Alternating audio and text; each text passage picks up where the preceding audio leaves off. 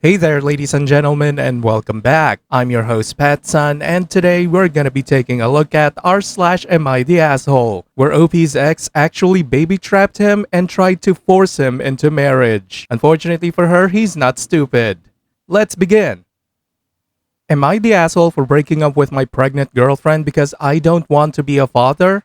Posted by Reddit user Burning Burner. I had been with my now ex for a little over 3 months. I always made sure we used lots of precaution when having sex. She was on birth control and I always used condoms. I wanted to avoid a child. I have known for a long time that I do not want children. I find them annoying and they would severely limit my ability to do the things I enjoy, traveling, outdoor stuff, etc. Unfortunately for me, my ex didn't have her period when she was supposed to, and it turns out she's now pregnant. She came to me and told me she was pregnant. The first thing I did was suggest an abortion. We don't live in a state where it's legal, so I offered to pay for her flight and hotel and told her I'd be happy to come with her to get it done. I have a stable job and make good money, so it wouldn't be too much of a hit for me. She works as a receptionist and doesn't make a lot, so I figured it would be better for me to pay. That's when she told me she was hoping to keep it and that she wanted me to help her raise the kid as its father. I have no intention of being a father. Beyond just my dislike of children, I'm not ready for that. I made it very clear that I didn't want the baby, but she kept insisting that I'd have a change of heart once it's born and to just try it out.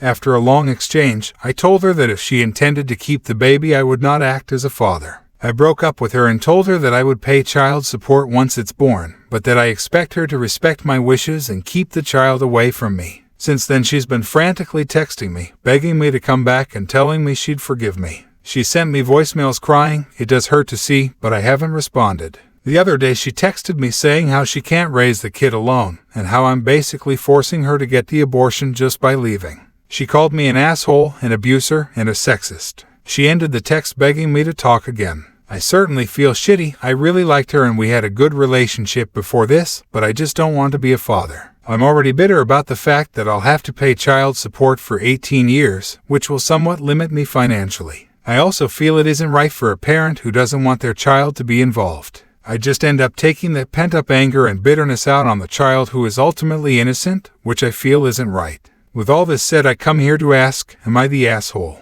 I certainly feel like one, but I also stand by what I did. Clarifying edits. On the topic of a vasectomy, I tried. I met with a doctor last year and asked about getting one, but he refused and said every doctor he knows won't do it until you're at least 30. It's a conservative state, and while I dislike the politics, I was born and raised here, so I'm still attached to the state and have never felt the urge to leave. Someone said I should have flown elsewhere to get one, and I guess they're right, but I just didn't think about that. On the topic of birth control, I bought the condoms myself, so they were fine. Whenever we were done, I'd throw used condoms on the dumpster, so I don't think she went dumpster diving. I asked her on our first date if she was taking birth control and she said yes. I took her for her word. Maybe foolish to just believe her, but if she was lying, she'd be the first I've met to lie about that.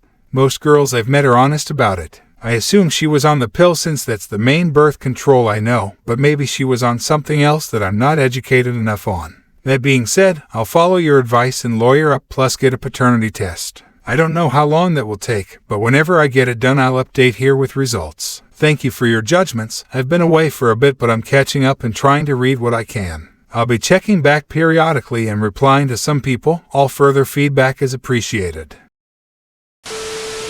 Now for OP's first update. I have hired one of the better family court lawyers in my state. She has someone representing her pro bono. It has been made clear to my ex and her representative that she is not to contact me personally, and that all contact will go through my lawyer from now on. A paternity test is scheduled for next Wednesday. I don't know how long it will take to get results, but the test is happening. If the child is mine, we will go to court to determine child support payments and will set up the process for me to sign away my rights. Another clarifying edit. I was gone for a while, and while reading through some comments, I have found a topic I'd like to clarify for anyone left who still checks here and cares. At the beginning, I said I made sure to use lots of precautions. I had thought people would take away from that the idea that I had made my intention to not have kids clear at the beginning.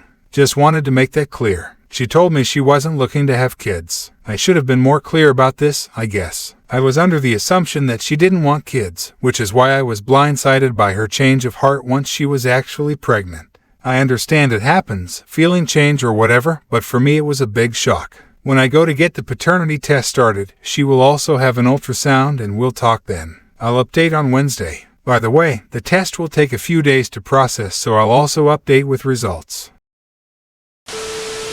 Now for OP's second update.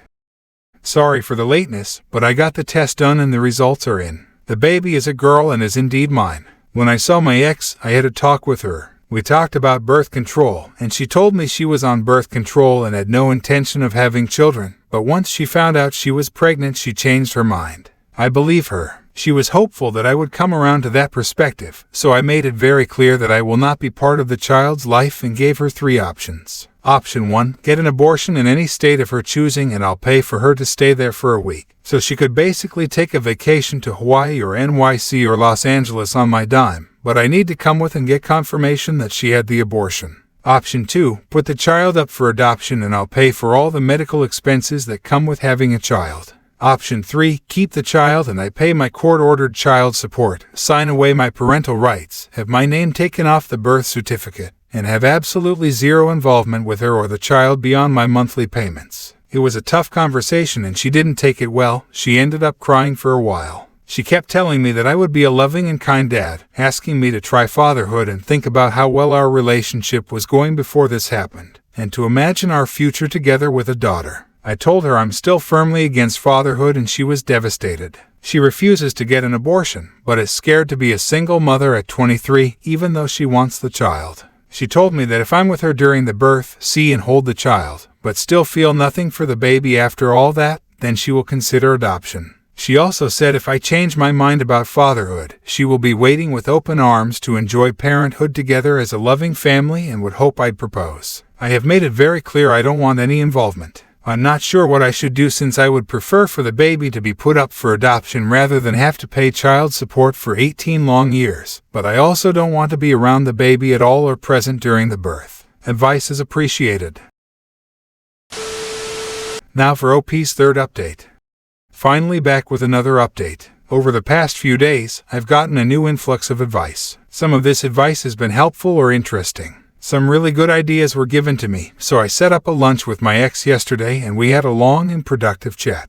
It was the first time we had talked in over a month. All our communication had been through lawyers. I decided the best way to ensure the conversation was productive was to set ground rules and make sure we were operating from reality. Both of us haven't been being realistic. I told her that I was giving up on abortion or adoption. It was what I wanted, but I already know it isn't going to happen at this point. My ex wants the baby, I know she does, and I told her I know. I won't be bringing up abortion or adoption to her again, it just isn't worthwhile. I have to work within reality, and at this point that means under the assumption that she will keep the baby. I also told her it's time for her to give up on me. I made it very clear to her that I will not be getting back together with her no matter what, even if she aborts the baby. She will never have the happy family with me that she wants. I made it clear she needs to drop the idea because it won't happen, and it makes it impossible to find any real solutions to this situation. She acknowledged that there will be no happy family between us. I think reality has finally set in for both of us at this point. Nobody is going to get what they want, so it's time to compromise. The new goal that we have agreed upon is this: provide my ex and our daughter with the support that they desperately need right now, while also allowing me to have zero involvement with raising the child.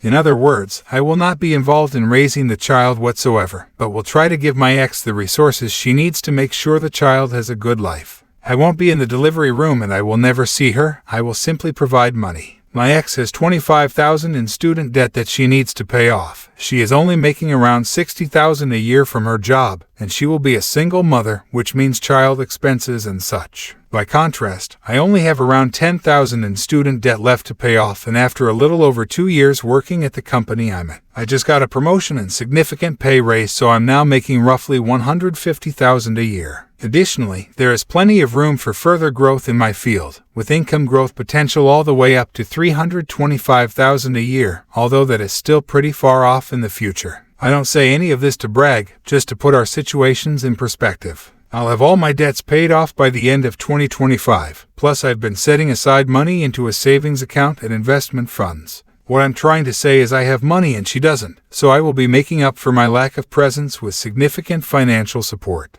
I would prefer to avoid court, so I worked with my ex to find a fair monetary support system. All of what comes next is a handshake agreement between the two of us. If someone has a problem, they can go to court and determine child support that way. We talked for a while about what a fair payment system would look like, and this is what we decided on. I will pay for all of my ex's medical expenses that come with her carrying the baby, including doctor's visits and hospital bills. When the baby is born, I will pay my ex $2,000 a month in child support to pay for the child's expenses. This will leave my ex with breathing room and allow her to continue paying off her student debt. We don't have exact math, but in the estimate we found using phone calculators was that it would probably take her between 6 to 8 more years to pay off all her student debt. Once she has paid all her debt off, the monthly child support payment will drop to $1,000 a month. If my ex finds a man who she marries and takes on the role of a father to the child, then my child support payments will stop since he will be able to provide an extra income stream.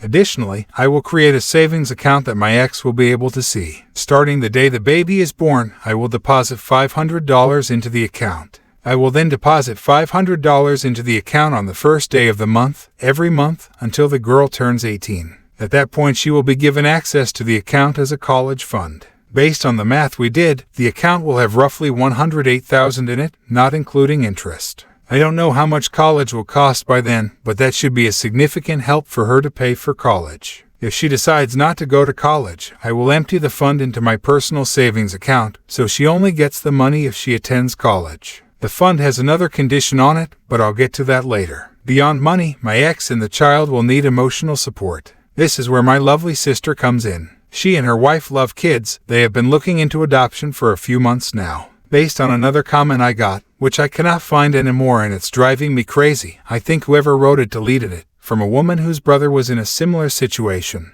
The woman decided to take on an active role and helped his ex raise the child of her own volition because she liked kids. Knowing my sister was already interested in raising a child with her wife, I reached out and asked her if she would be interested in helping my ex. She was very excited about the prospect if my ex wouldn't have her. I asked my ex what she thought and she said yes. My sister and her wife will act as a support system for my ex. When they have time, they will help my ex with things like babysitting, giving her any advice she needs, or just being there for her to talk to. They'll also be extra family for the child, helping make things like birthdays and holidays special. This is where the second condition for the college fund comes in. As I'm sure you've noticed, my sister is lesbian. I've gotten many questions asking why I don't want my parents involved with the child. Let me answer them. My sister came out at 14. From then on, she was the scum of the earth in our house. My parents are extremely religious and very homophobic, so as soon as she came out, they hated her. No more birthdays, no more Christmas, no more family dinners. They gave her the absolute bare minimum necessities to survive and then left her alone otherwise. Obviously, it was extremely toxic. What they did was awful, and my sister has rightly gone no contact with them.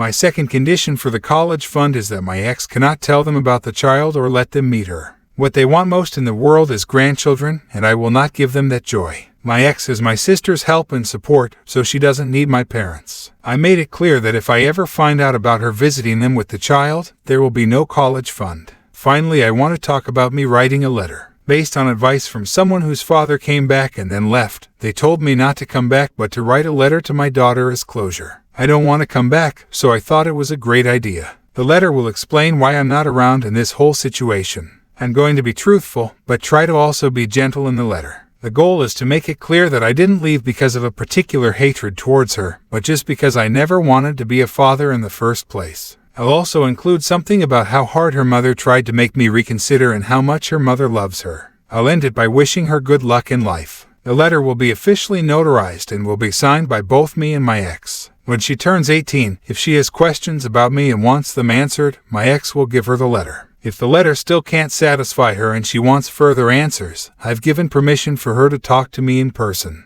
I feel I owe it to her to answer her questions in person if that's what she needs for closure. My ex also felt strongly about wanting my name on the birth certificate, so I've agreed to that. In summary, my ex will keep the child, I will provide child support payments, I will provide a college fund on the condition that the child goes to college and my parents are never involved in this situation. My sister and her wife will help my ex by acting as an extra support system for her, and I will write a letter to my daughter explaining why I am not present that will be given to her only if she wants it as a way for her to gain closure. Full thing won't post in comments, so I'll post it in chunks. By the way, this will likely be my last update. Things are mostly figured out. Thank you for all the advice and help. Also, for anyone who hasn't seen it, I'll be getting a vasectomy in Colorado in February 2024. I'd already said so, but I'll put it here too.